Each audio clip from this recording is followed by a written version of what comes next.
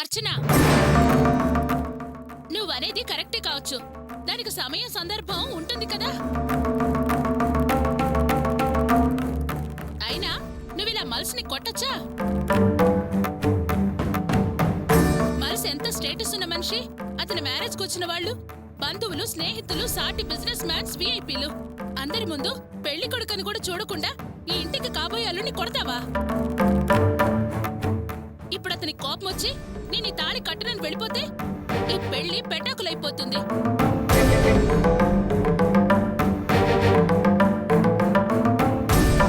ఆ తర్వాత కావ్య జీవితం ఏమవుతుందోనని కాస్తైనా ఆలోచించావా నువ్వు?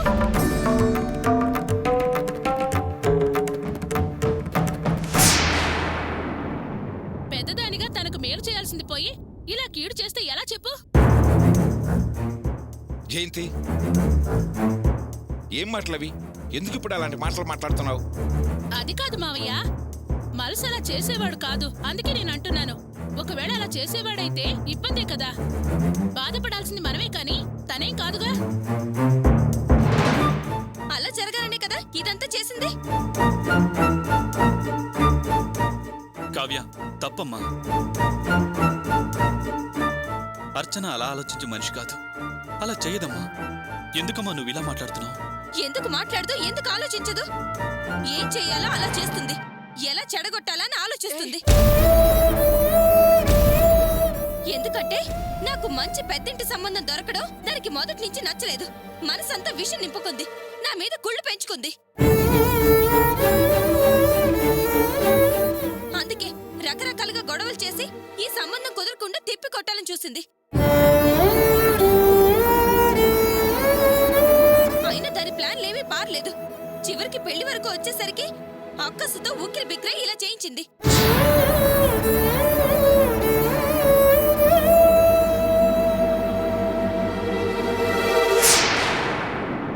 కావ్య, ఆవేశంలో అనవసరపు మాటలన్నీ మాట్లాడకమ్మా. నోటికొచ్చిందల్లా వాక్కే. దానికి కుళ్ళు కుతంత్రాలు తెలియవు. కల్లా కపటం ఎరకుండా పెరిగింది.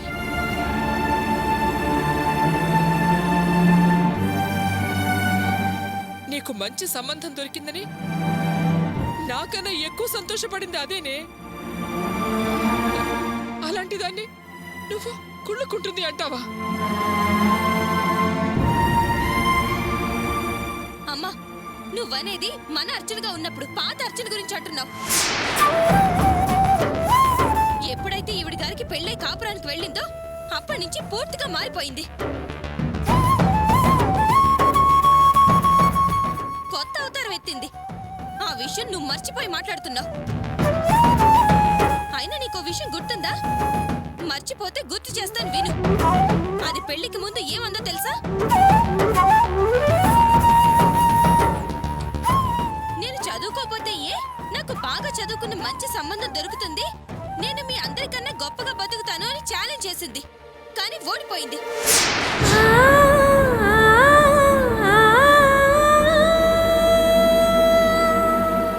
అందుకే ఈ రోజు నాకు మంచి సంబంధం దొరికేసరికి తట్టుకోలేకపోతుంది, జలసితో కాలిపోతుంది. అందుకే ఇలా గొడవలు మొదలుపెట్టింది.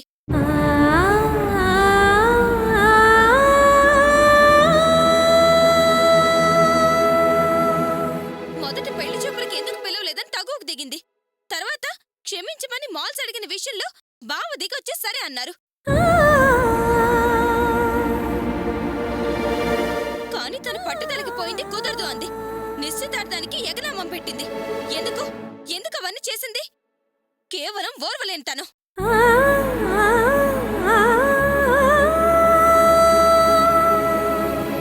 అందుకే పంచాయతీలు పెడుతుంది.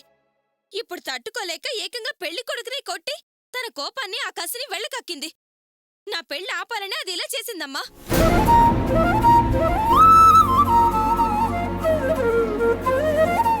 కావ్య, తప్పు.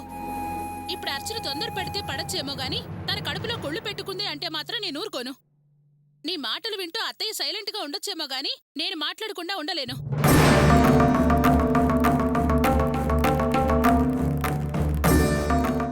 ఎందుకంటే తన మనసు నాకు తెలుసు. నీకోసం తనెంత త్యాగం చేసిందో చూసిందని నాకు తెలుసు.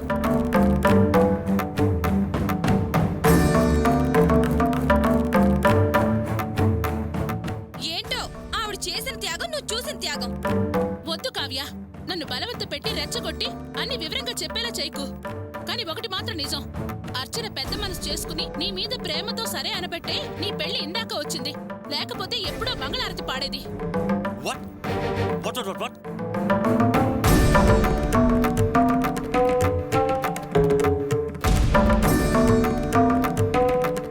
ఆమె మనసు పెడితే ఈ పెళ్లి జరిగిందా?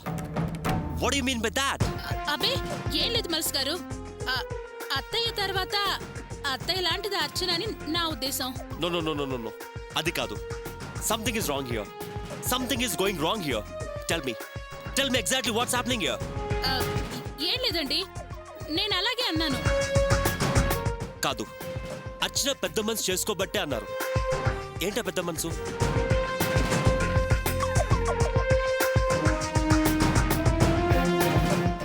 ఏంటి దాని అర్థం? దానికి పెళ్లికి లింక్ ఏంటి? ఇది కావ్యకు సంబంధించిన విషయం మాత్రమే కాదు, అలాంటి నాకు సంబంధించిన విషయం కూడా ఉంటుంది. ఏంటది? Daddy, something is going wrong here. Tell me exactly what's happening here. Tell me Jayanti, ఏం జరిగింది? ఎందుకు సమాధానాన్ని దాటేస్తున్నావు? మాకు తెలియనంత పెద్ద రహస్యం ఏమిటి? అది చేసుకున్న పెద్ద మనసు ఏమిటి? చెప్పు జయంతి.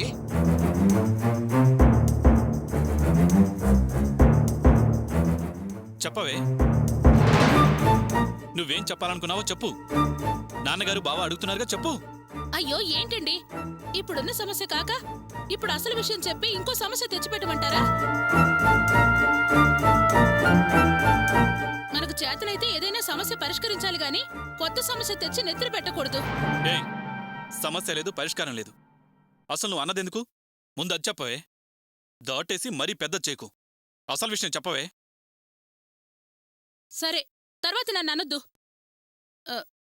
ఇప్పుడు పెళ్లి కొడుక్కి మనం పెట్టిన బంగారం అంతా అర్చన నగలు తాకట్టు పెట్టి చేయించి పెట్టినవే.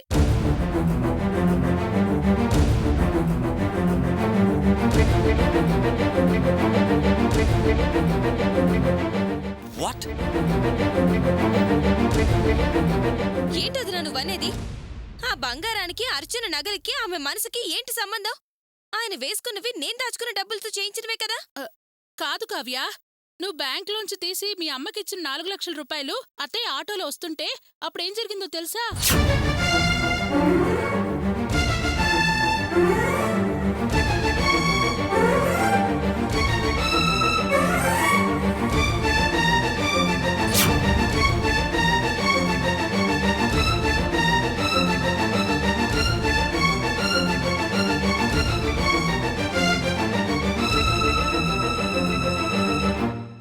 ఏం వరలక్ష్మి, ఏంటిది?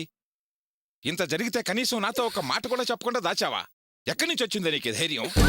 చూడు, నువ్వు దాచిన విషయం ఇప్పుడు మురికి కంపు కొడుతుంది. నలుగురిలోనూ నన్ను తల దించుకునేలా చేసింది. ఏంటిది? ఎందుకు చేశావు ఈ పని? నన్ను క్షమించండి.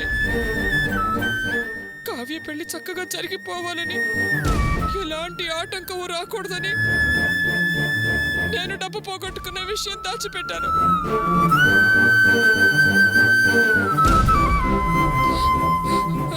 అర్చన్ అడిగి అది సరే అన్నాకే దాని నగలు పెట్టి అవన్నీ చేయించానండి.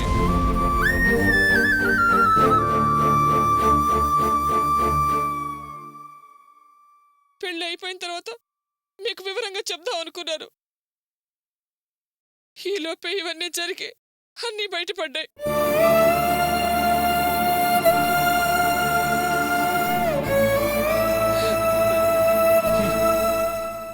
ఇప్పటి వరకు నువ్వు నా దగ్గర ఏది దాచిపెట్టలేదని, మన మధ్య దాపరికాలు లేవని చాలా గర్వంగా గొప్పగా ఫీల్ అయ్యేవాణ్ణి. కానీ ఈరోజు మోసం చేశావే. ఎందుకు చేశావే?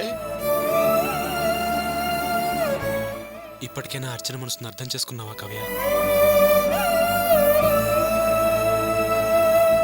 నువ్వు నాతో ఎప్పుడూ ఒక మాట అనే దానివి గుర్తుందా? కొందరి కోసం కొంతమంది కొన్ని వదులుకుంటారు, కానీ అందరి సుఖం కోసం తన సుఖాన్ని వదులుకునే మనిషిని నిన్నే చూశాను బావా అన్నావు. ఇప్పుడు చెప్తున్నాను, నా భార్య అర్చన నాకన్నా చాలా గొప్పది కావ్య.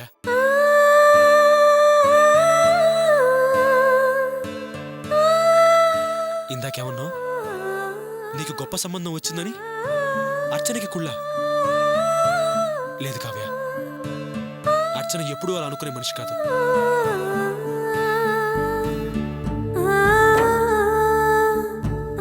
ఇంత గొడవ జరిగిన తర్వాత కూడా అది ఇంకా మౌనంగా ఉందంటే దాని గొప్పతనం ఏంటో అర్థం చేసుకో. అర్చన నీకు నగలిచ్చిన తర్వాత కూడా వద్దండి, మనం ఈ పెళ్లికి వెళ్ళొద్దు, వెళితే మనల్ని అవమానిస్తారు, మనకి గౌరవం దక్కదు అంది. కానీ నేనే అర్చన్ని బతిమాలి ఈ పెళ్లికి తీసుకొచ్చాను.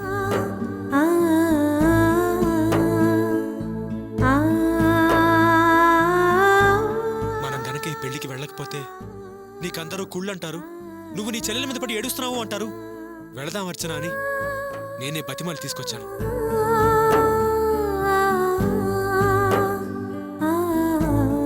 చాలా తప్పుగా మాట్లాడావు కావ్య.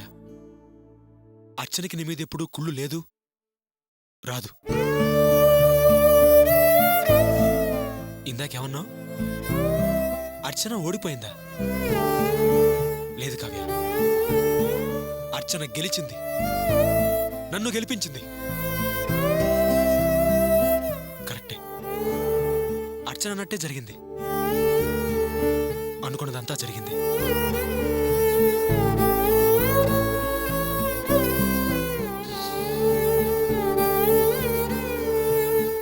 ఇప్పుడు చెప్పు కావ్య, అర్చన మంచిదా, కుళ్ళు మోద్దా?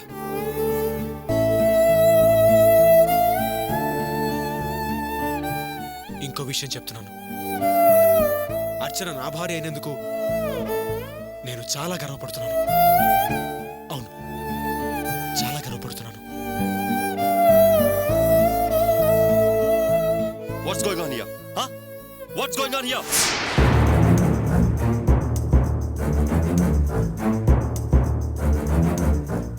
ఒక మెకానిక్ గాడి పెళ్ళమిచ్చిన డబ్బులతో నాకు బంగారం చేయించారా?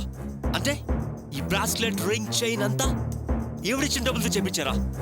Shit, it's a shame of my part.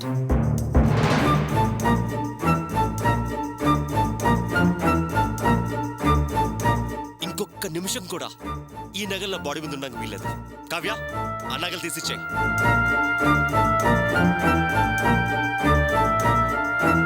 Take out everything.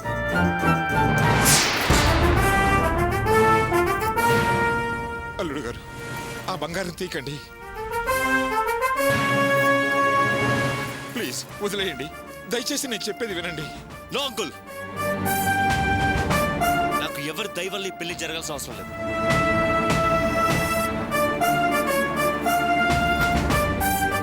డబ్బు పోయింది, బంగారం కొన్న డబ్బులు ఏమైనా అడుగుంటే ఆ డబ్బులు నేను ఇచ్చాను కదా, లేదంటే ఆ నగలు కూడా నేను ఇచ్చాను కదా. అలాంటిది పోయి ఈ రోడ్డు మీద వెళ్ళే వాళ్ళందరి దగ్గర అప్పు చేసి నన్ను వీళ్ళందరి మధ్యలో ఇన్సల్ట్ చేస్తాను.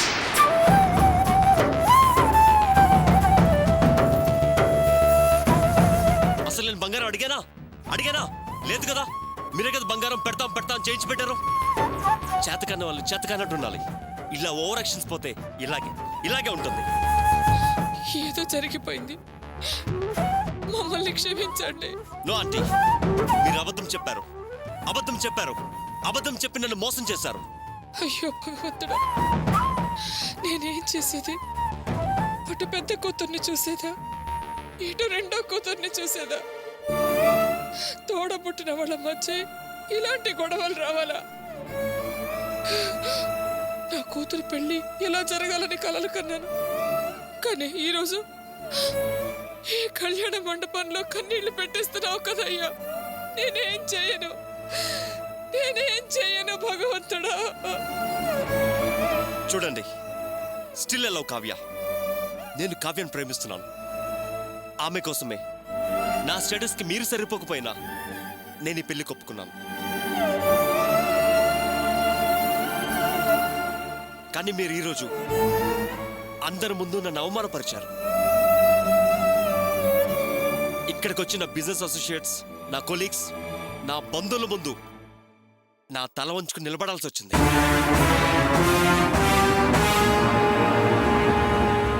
మొదటి నుంచి మెకానిక్ గాడికి నాకు సెట్ కావటం లేదు. వీడితో రిలేషన్షిప్ కాదు కదా, ఫ్రెండ్షిప్ కూడా కంటిన్యూ చేయదలుచుకోలేదు.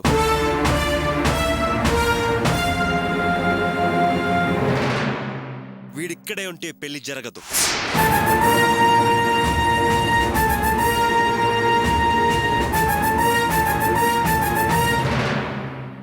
డిసైడ్ చేసుకోండి. మీరు ఇప్పుడే డిసైడ్ చేసుకోండి. మీకు ఈ మెకానిక్ ముఖ్యమా లేక ఈ మల్స్ ముఖ్యమా అని.